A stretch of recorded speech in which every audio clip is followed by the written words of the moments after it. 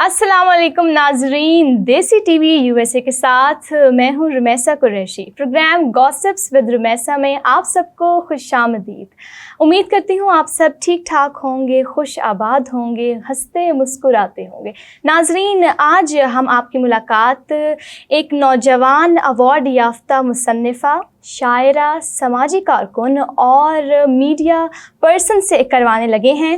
नाज़रीन, ये पाकिस्तान की पहली लड़की हैं जिन्होंने नस्ली और ज़ात पात की बुराई के ख़िलाफ़ आवाज़ उठाई। मैं आपको मज़ीद इंतज़ार नहीं कराना चाहूँगी और आपको मिलवाती हूँ आयशा रफ़ीक से। अस्सलाम वालेकुम आयशा, कैसी हैं आप? वालेकुम अस्सलाम, अल्हम्दुलिल्लाह मैं ठीक, आप बताएं? अल्हम्दुलिल्लाह मैं बिल्कुल ठीक। आयशा, उम्मीद करती हूँ आप खैरियत से होंगी। आयशा, मुझे ये बताइएगा कि ऐसी क्या चीज़ थी जिसने आपको कलम उठाने पर जो है उकसाया? ऐसे आपने कोई क्या बात महसूस की माशरे में? ऐसा क्या हुआ कि आपका दिल किया कि मुझे लिखना चाहिए? जी बिल्कुल, इंसान ज़िंदगी में जो भी काम करता है उसके पीछे कुछ ना कुछ मुहर्रिकात होते हैं, कुछ अवामिल होते हैं, कुछ अनासिर होते हैं जो कि उसको उस काम पर उकसा रहे होते हैं। मेरे नज़दीक भी माशरे में इस तरह की बहुत सारे इवल्स हैं, बहुत सारे सोशल आप कह लें कस्टम्स हैं जो कि आप कह लें कि स्टिग्मा बन चुके हैं, उन्हें सोशल टैबू समझा जाता है। उन पर कोई भी आवाज़ नहीं उठाता और वो माशरे में बदरजे उतम मौजूद हैं। तो बुराई जो है वो इसलिए नहीं जीतती कि वो ताकतवर होती है, बल्कि बुराई इसलिए जीतती है कि हम उस पर सरेंडर कर रहे होते हैं। ये पॉइंट था जिसको मैंने कैच किया और फिर मैंने जो सेंसिटिव इश्यूज़ थे, जो सोशल इश्यूज़ थे, जो नाज़ुक मसले थे समाज के जिन पर आवाज़ नहीं उठाई जाती थी, तो फिर मैंने उन पर लिखना शुरू कर दिया। सो ये मेरा स्टार्ट था। अच्छा, बहुत बहुत खूब आयशा। मुझे ये बताइएगा कि जब आपने अपनी ख्वाहिश का इज़हार किया घर वालों के साथ कि मैं लिखना चाहती हूँ, तो घर वालों का क्या रद्द-ए-अमल था? घर वालों का रद्द-ए-अमल एज़ सच कोई ना तो एक्सट्रीम था और ना ही बिल्कुल आप कह लें कि कोई बिलो किस्म का। उनका जो रद्द-ए-अमल था वो काफ़ी हद तक मिला-जुला था और पॉज़िटिव रद्द-ए-अमल था अल्हम्दुलिल्लाह से, क्योंकि मेरे फ़ादर जो हैं वो भी अपने ज़माना तालिब-इल्मी में लिखा करते थे, तो मुझे लगता है कोई कहीं न ये चीज़ मेरे अंदर विरासत से चली आ रही है। तो वो तो काफ़ी एक्साइटेड हुए और उन्होंने बल्कि मुझे कहा कि आप लिखो, मैं आपको न्यूज़पेपर में पब्लिश करवा कर दूँगा। मेरे फ़ादर ने ये कहा, मदर भी मेरी खुश हुई। तो इस तरह से कोई ख़ास किस्म का आप कह लें एक्सट्रीम लेवल का तो रद्द-ए-अमल नहीं था, मिला-जुला था। लेकिन ये है कि मैं हमेशा से वो इंसान हूँ जो अपने बलबूते पे कुछ करना चाहती हूँ। बड़ी मेरे अंदर ना आप कह सकती हैं कि एक खुददारी है। तो मैंने अपनी स्ट्रगल का आगाज़ किया और अपने ऑन पे मैंने कहा कि भई मैंने पहले अपने जो कॉलेज स्टूडेंट लाइफ़ में कॉलेज मैगज़ीन था उसमें लिखना शुरू किया। देन फिर मैंने न्यूज़पेपर्स में लिखना शुरू किया। फिर आगे सोशल मीडिया, ज़ाहिर बात है मैच्योर हो रहे थे हम लोग, बड़े हो रहे थे। मैंने सेकंड ईयर में मैंने लिखना स्टार्ट किया था।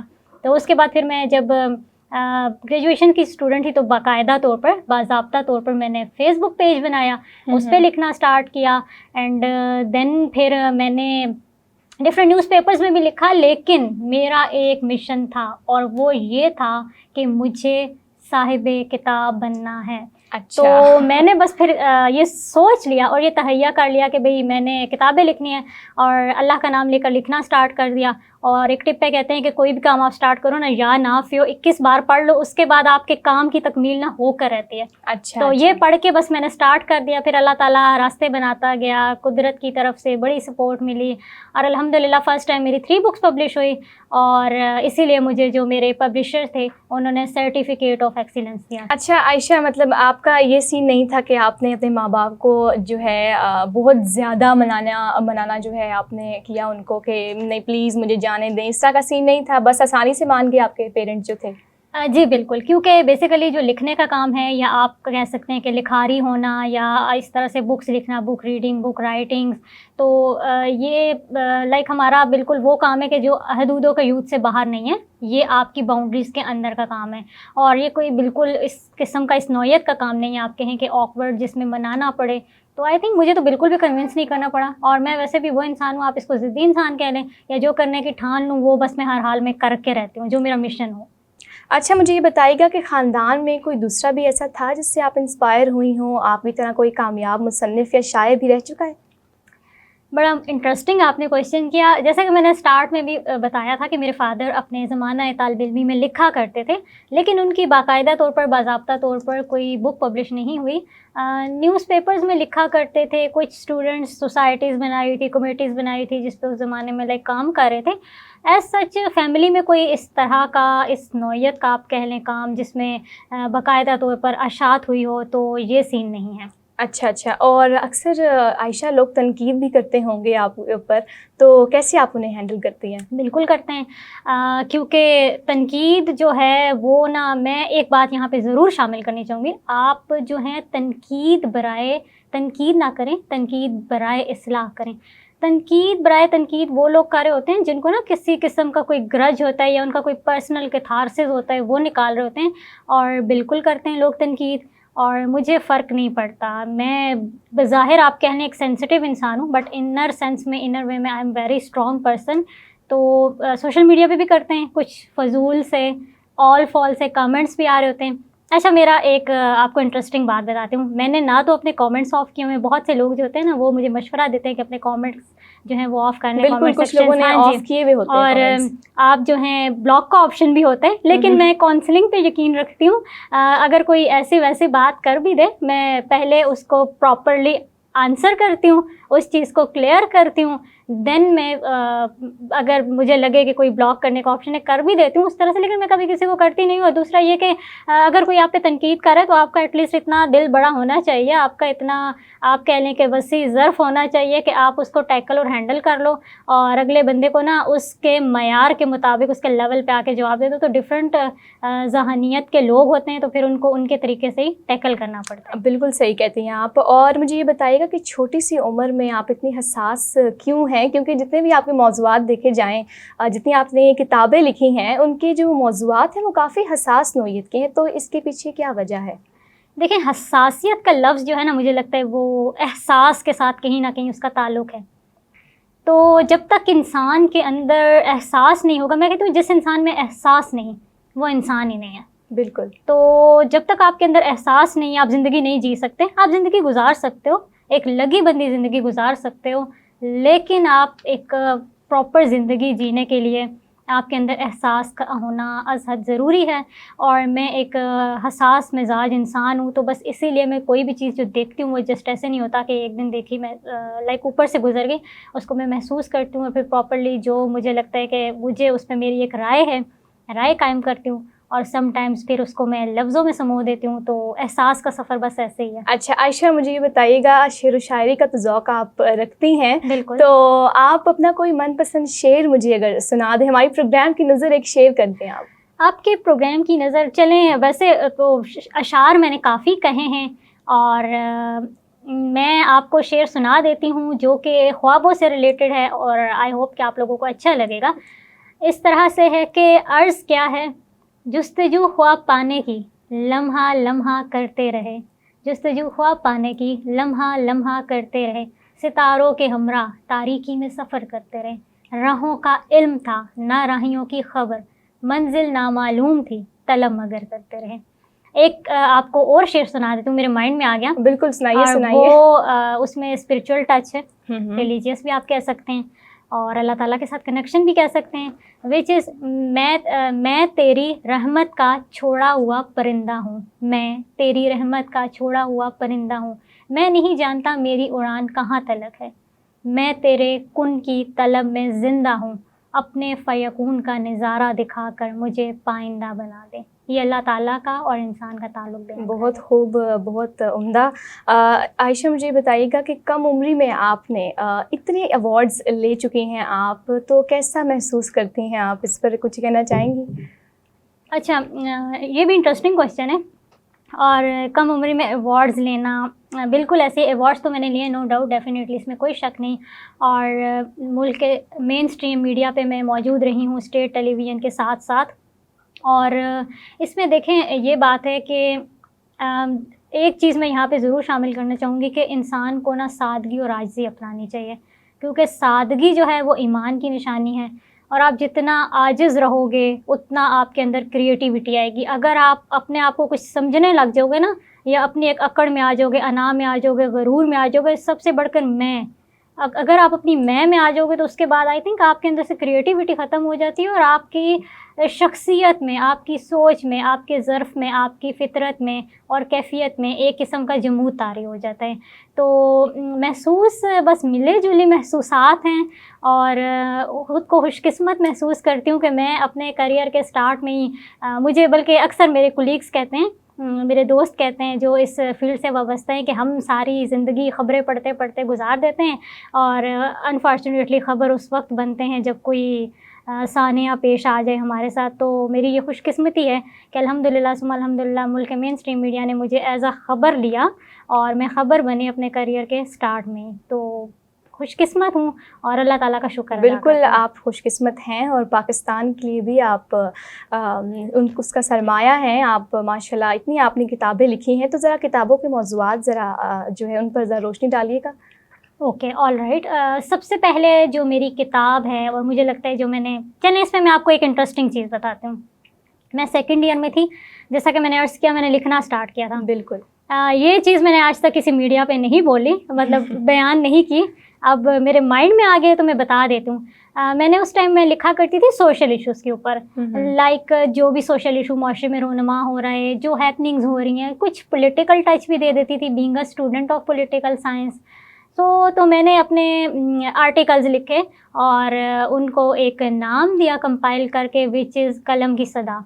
आपको पता है उस टाइम जब हम स्टूडेंट होते हैं तो हमें इतनी ज़्यादा हाउ नो नहीं होती, इल्म नहीं होता चीज़ों को कैसे लेके चलना है, पब्लिकेशन कैसे होनी है। और सबसे बढ़कर एक हमारे मुल्क का अलमिया है, वो ये कि हमारी नौजवान नस्ल को समत नहीं दिखाई जाती, उसको एक रास्ते पे रवां नहीं किया जाता। तो मेरे साथ भी कुछ इस तरह का ही आप कह लें कि हालात व वाक़यात रहे।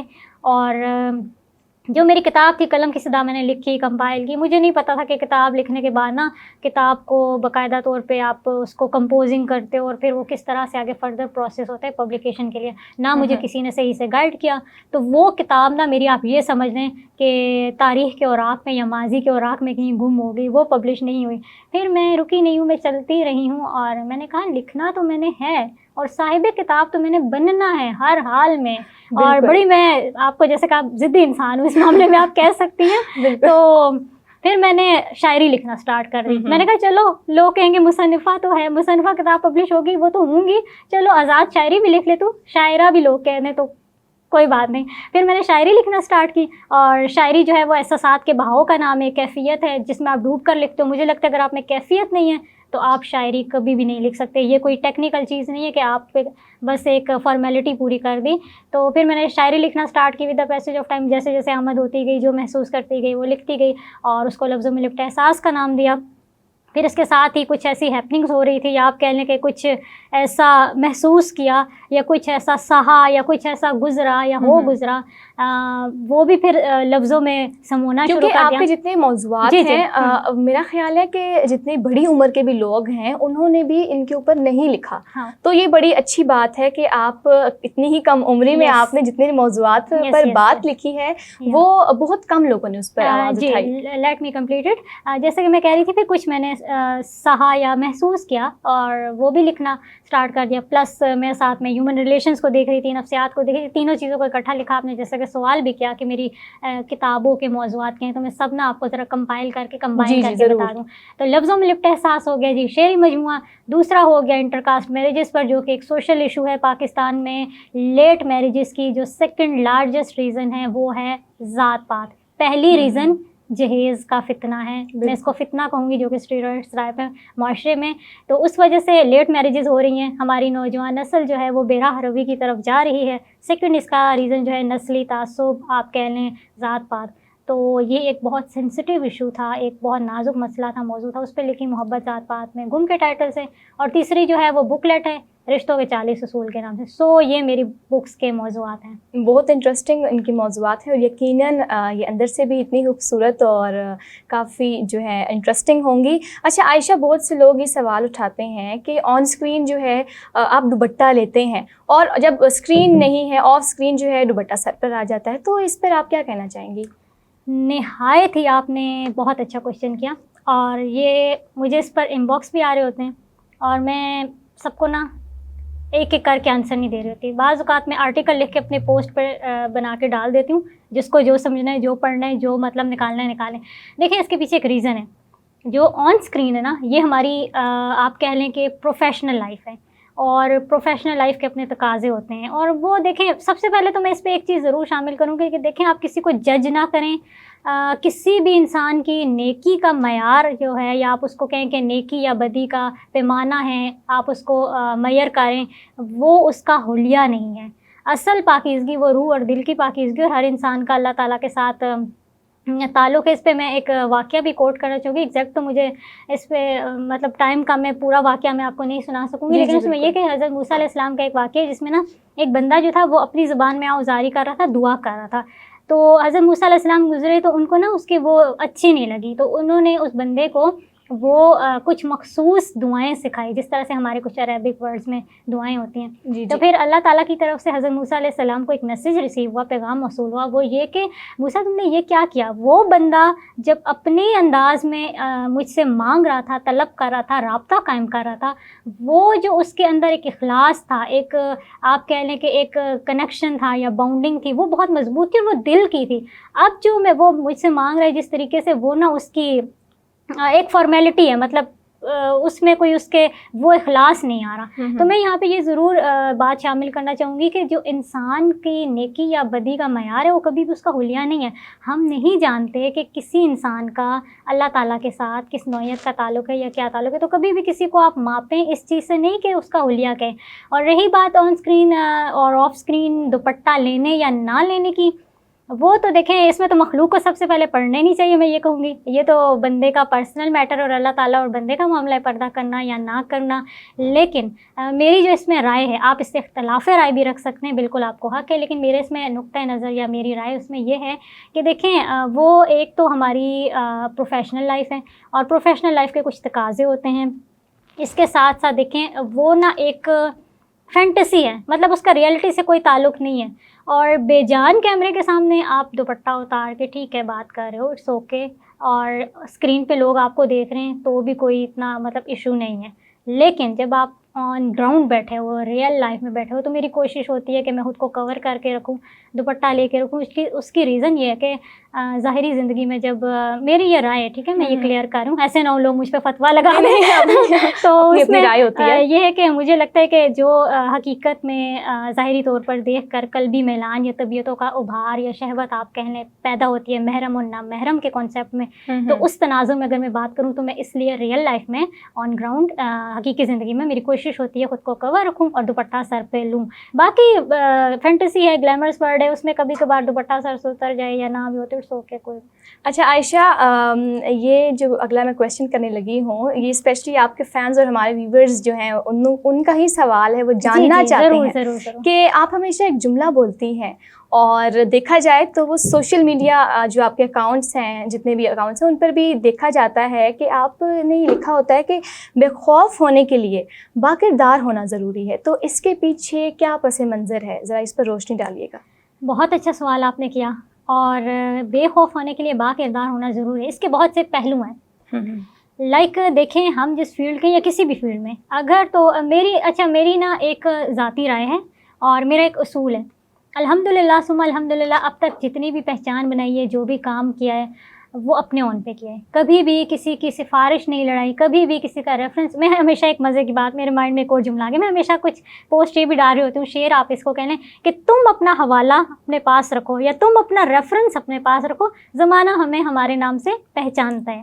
تو بس کبھی بھی کسی سے کوئی ریفرنس نہیں لیا. تو اس میں یہ کہ جو کچھ بھی کیا الحمدللہ اپنے پہچان بنائی وہ اپنے دم پہ بنائی اور اپنے قوت بازو پہ یقین رکھا. تو اس کے لیے یہ ہے کہ اگر بالفرض کوئی بندہ نا سم ٹائمز نا کچھ لوگ, ہم جس معاشرے کا حصہ ہیں انفارچونیٹلی, اگر میں بینگ اے فیمیل بات کروں تو ہمارے معاشرے میں نا بہت ساری جگہیں ایسی ہیں جہاں پر ہراسمنٹ بھی ہوتی ہے, لڑکیوں کو ایکسپلائٹ کیا جاتا ہے, ان کی مجبوریوں کا فائدہ اٹھایا جاتا ہے, ان کو فیوریزم اور فیوریٹزم دی جاتی ہے. اور پھر بہت سی جو بچیاں ہیں یا لڑکیاں ہیں, کچھ تو مجبور ہوتی ہیں, کچھ کو شوق ہوتا ہے, کچھ شوق کے ہاتھوں مجبور ہوتی ہیں, کچھ ذاتی مجبوریاں ہوتی ہیں, تو وہ نا پھر اس چیز میں کہیں نہ کہیں دھنس رہی ہوتی ہیں یا کیچ ہو رہی ہوتی ہیں یا ٹریپ ہو رہی ہوتی ہیں.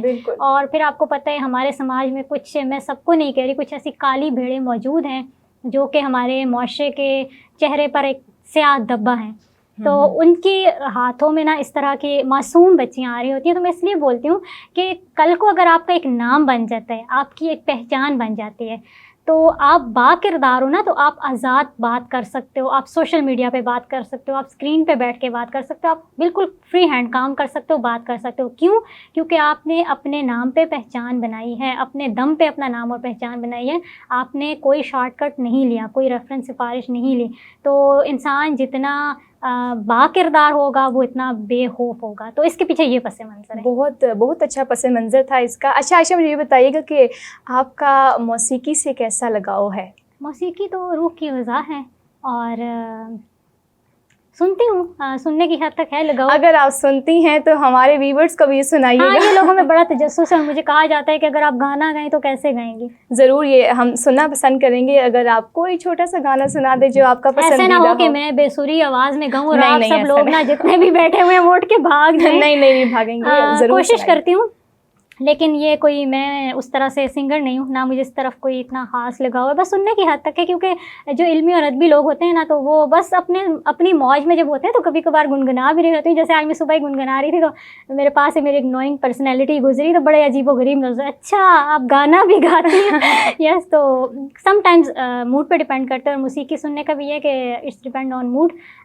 کبھی کبھار مطلب موڈ اچھا ہو تو وہ والا گانا سن لیتے ہیں, ایک دن یوں آپ ہم کو مل جائیں.